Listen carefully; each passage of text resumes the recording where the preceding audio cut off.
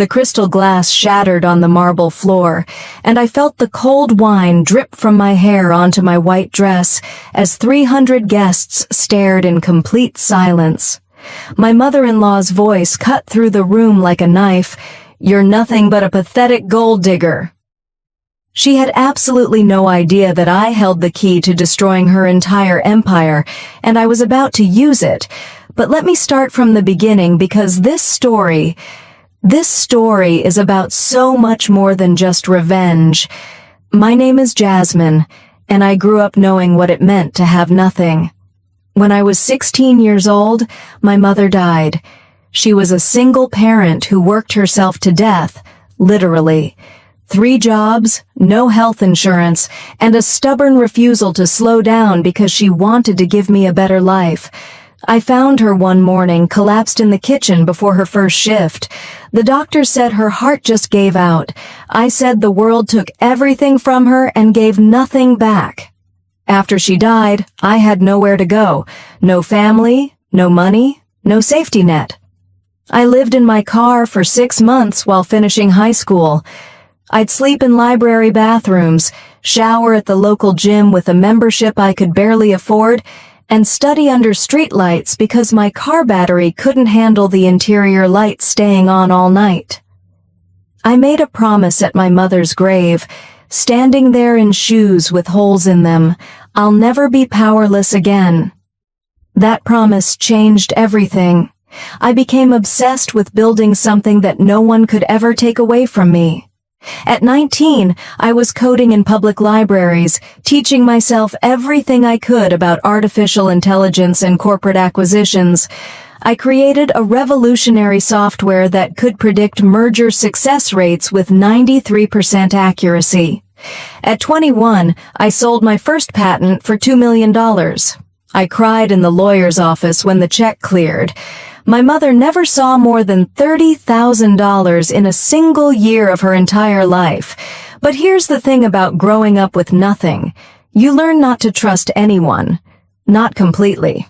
I built J.M. Sterling Holdings in complete secrecy. I used my initials and my mother's maiden name. I hired a male actor to appear as the face of the company at public events. I never did interviews. Never appeared in photographs, operated entirely through lawyers and proxies. By the time I was 27, my company was worth over $400 million, and I still lived in a modest apartment and drove a used car. I didn't need people to know who I was. I just needed to know I'd never be that scared 16-year-old girl again. That's when I met Daniel. It was at a charity event where I volunteered, serving food to homeless families. He was there teaching art to kids, covered in paint and laughing with this genuine warmth that made something in my chest ache. We started talking, and for the first time in my adult life, I felt like I could breathe around someone. He didn't want anything from me. He didn't know I had anything to want. Daniel was a teacher at a public school. He drove a beat-up truck and lived in a small apartment and talked about his students like they were his own children. We dated for 2 years, and every day I wanted to tell him the truth about who I really was.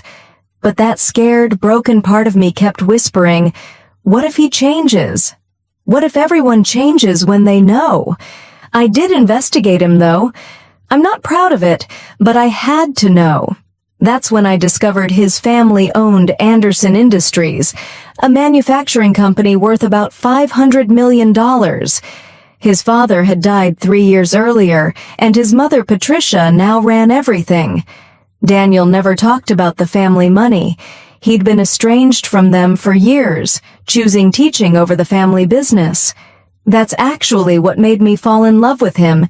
He chose purpose over privilege. When Daniel proposed, I said yes without hesitation, but that meant meeting Patricia. The first time I walked into her mansion, I knew I was in enemy territory. The house was massive, cold, filled with expensive things that had no warmth. Patricia looked me up and down like I was something she'd scraped off her shoe. "Where did you buy that dress?" she asked, her voice dripping with disdain. A thrift store? I was wearing a dress that cost $300, which felt like a lot to me. I later learned she spent more than that on her daily flower arrangements. I stayed quiet that first meeting. I was studying her the way I'd studied every opponent in every business negotiation. Patricia wasn't just rude, she was calculating. Every insult was designed to break me down, to make me feel small. Her daughter Lauren was just like her, all fake smiles and cruel eyes. Only Daniel's younger brother Kevin showed me any kindness, apologizing for his mother's behavior when she wasn't looking. What followed were 6 months of systematic cruelty that would have broken most people. In the first week, Patricia served me food I was allergic to, claiming she forgot, even though Daniel had told her 3 times. A month in, Lauren posted edited photos of me online with captions mocking my clothes and background. Patricia accidentally uninvited me to a family dinner and then told Daniel I never showed up, trying to make me look disrespectful. 3 months into our engagement, Patricia tried to bribe me. She wrote a check for $50,000 and slid it across her marble kitchen counter. "Leave my son," she said. "This is more money than someone like you will ever see." I looked at that check, an amount that once would have changed my life, and left it sitting there.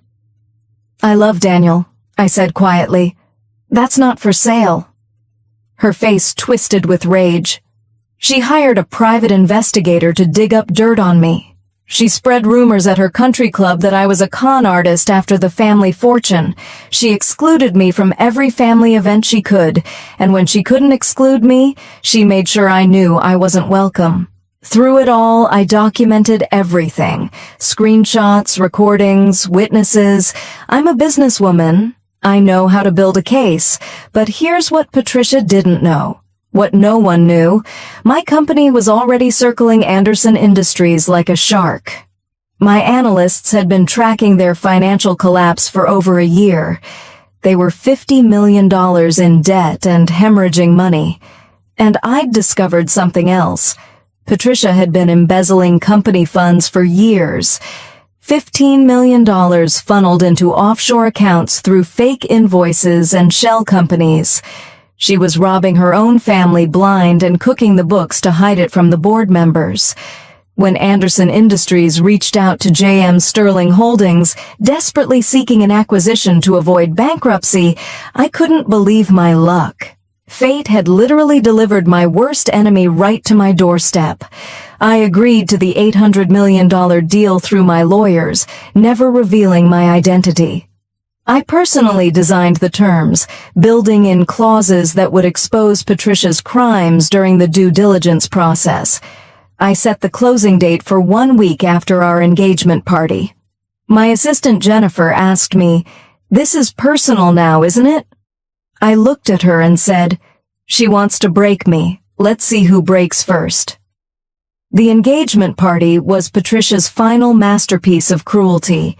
She invited 400 guests, business associates, high society friends, distant relatives Daniel barely knew.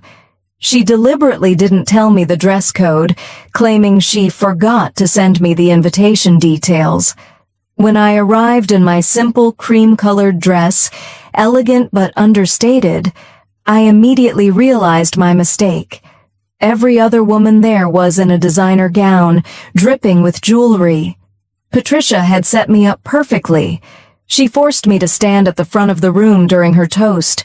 I stood there, feeling all those eyes on me, knowing I looked underdressed, knowing that's exactly what she wanted.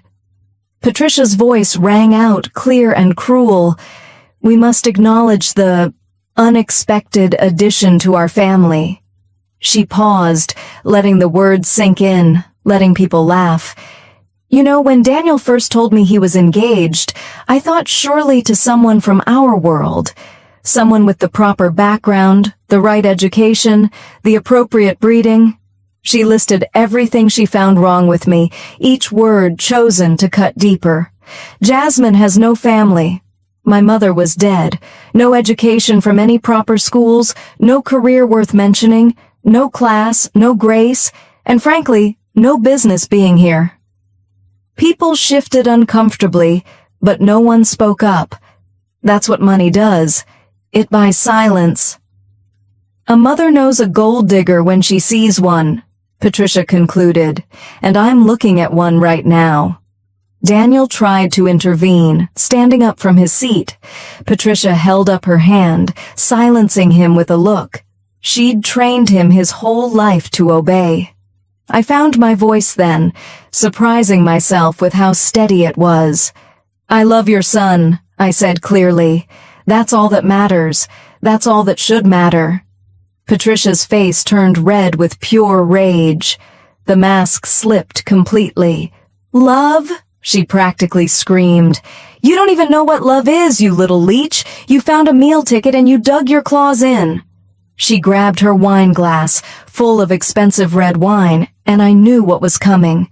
Part of me could have stepped aside, but I stood there, chin up, looking her dead in the eye. She threw the entire glass directly in my face. The wine hit me like ice water despite the room being warm. It soaked through my hair, ran down my face, drenched the front of my dress.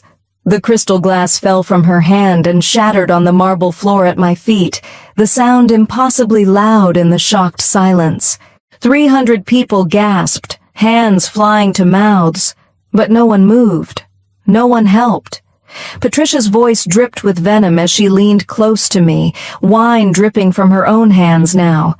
That's what I think of you. You're nothing, a pathetic failure who trapped my son with probably a fake pregnancy or some other scheme. You'll never, ever be good enough for this family. You're garbage, and garbage belongs in the street. Lauren started a slow clap from across the room, mocking me. A few people laughed nervously. Daniel sat frozen in his chair, his face pale with shock. Kevin started toward me, but Patricia snapped, "Stay where you are!" He stopped. I stood there for a long moment, feeling the wine drip down my arms, feeling the weight of my mother's memory, feeling every day of those 6 months of calculated cruelty. I didn't cry. I didn't yell. My voice came out cold as ice when I finally spoke. "Are you finished?" Patricia smiled triumphantly. "Get out of my house." I smiled back, and something in that smile made her expression flicker with uncertainty. "Interesting choice of words," I said softly. "Your house."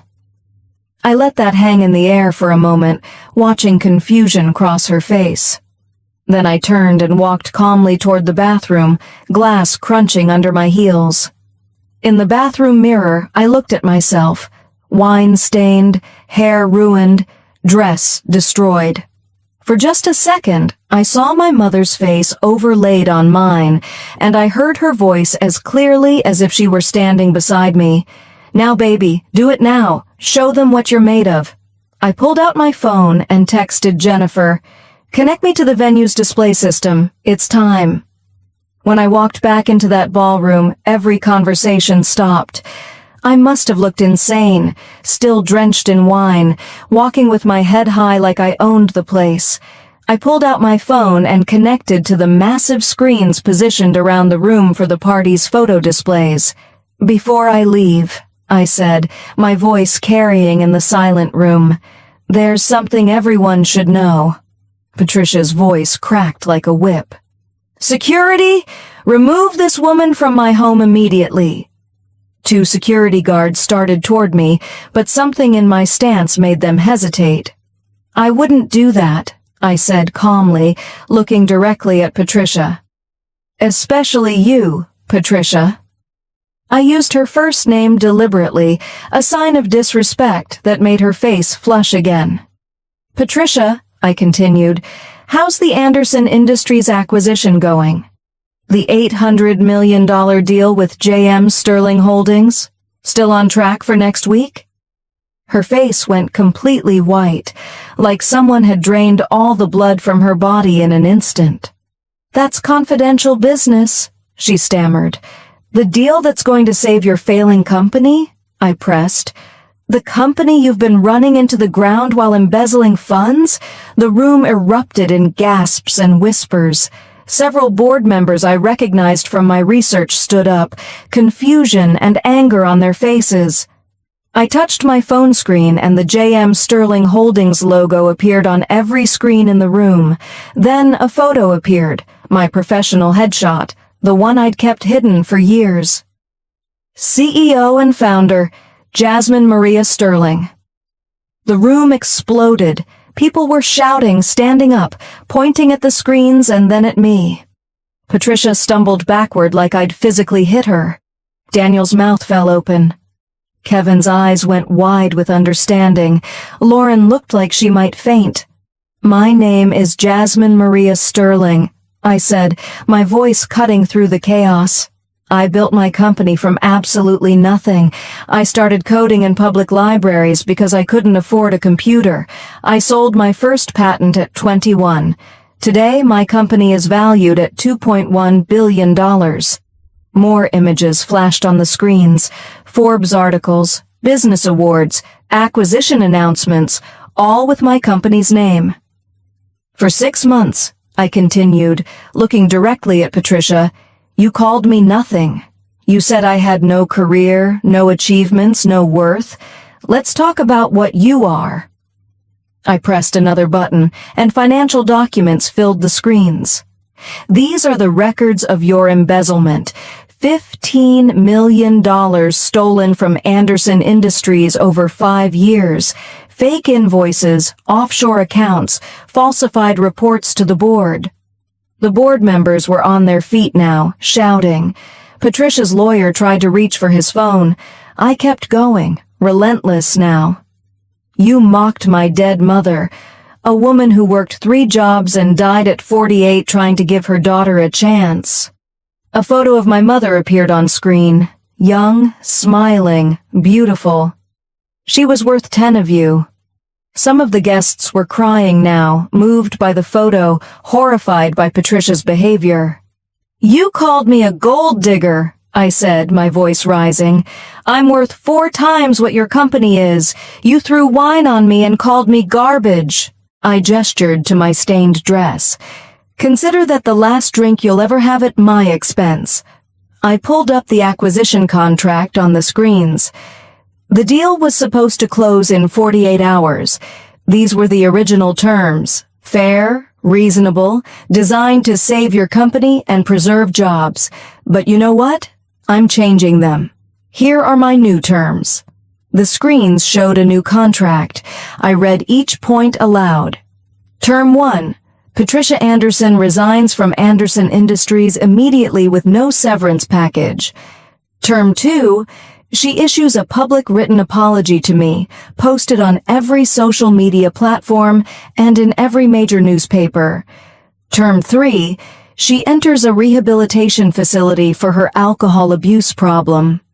Several people nodded at that, clearly aware of her drinking, and completes the full program.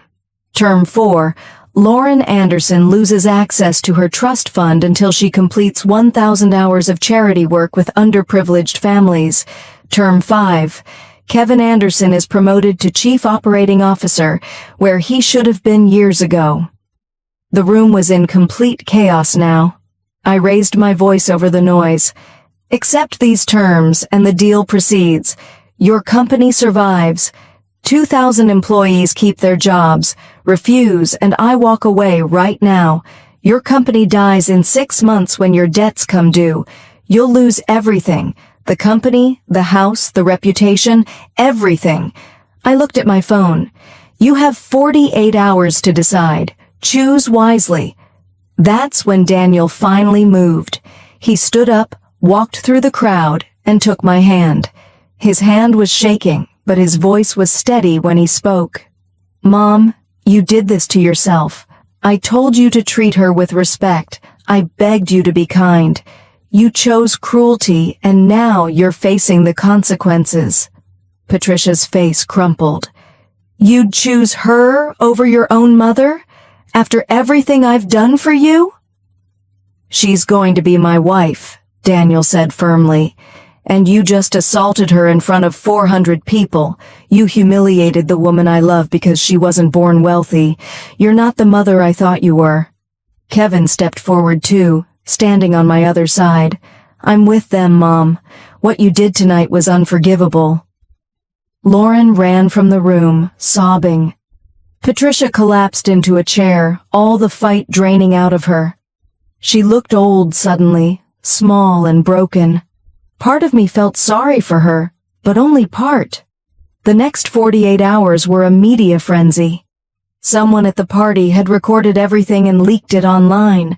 The video went viral, 10 million views in the first day. The business world rallied around me. Patricia's crimes were investigated. The board of Anderson Industries demanded her resignation before my deadline even expired. Patricia signed everything, every single term. Her public apology was front-page news. She admitted to the embezzlement, the cruelty, everything.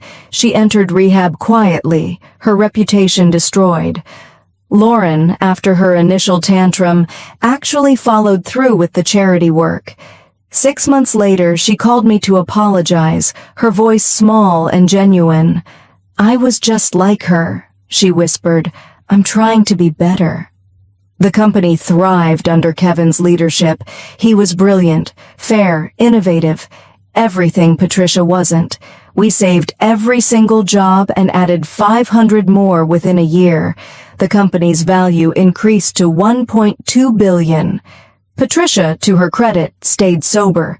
She lived in a modest apartment on the allowance the board granted her, nothing like her former mansion.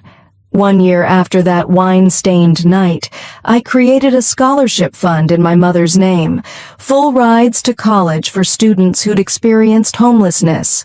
Patricia came to the launch ceremony. She looked different, humbler, quieter, somehow more human. At the end of the event, she approached me carefully. "I'm sorry," she said, and this time I heard real remorse. "You were always enough, more than enough. I was the failure, not you. Thank you for not destroying everything completely. Thank you for saving the company and giving me a chance to be better." I looked at this woman who'd made my life hell, who'd poured wine on me and called me garbage, and I felt nothing. No anger, no satisfaction, just peace. "I know I was always enough," I said quietly. "I always was. I hope you know that about yourself someday too." They say revenge is a dish best served cold. Mine was served in a wine-stained dress in front of 400 people. Patricia learned that day what I learned when my mother died. Underestimate the powerless at your own risk. Because sometimes the woman you're pouring wine on is the woman who owns your entire future. My mother once told me that strength isn't about never falling down. It's about getting back up with your head held high. I stood up in that ballroom drenched in wine, and I showed Patricia exactly what strength looks like. Not the strength of money or position or breeding, the strength of someone who crawled out of poverty, lived in her car, built an empire from nothing, and refused to ever be small again. That's my story. The story of how the gold digger became the golden girl, how the failure became the CEO, and how the woman covered in wine got the last laugh. And you know what the best part was? I didn't just defeat Patricia.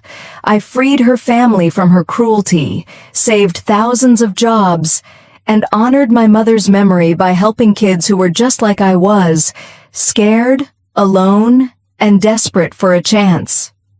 Be kind to everyone you meet.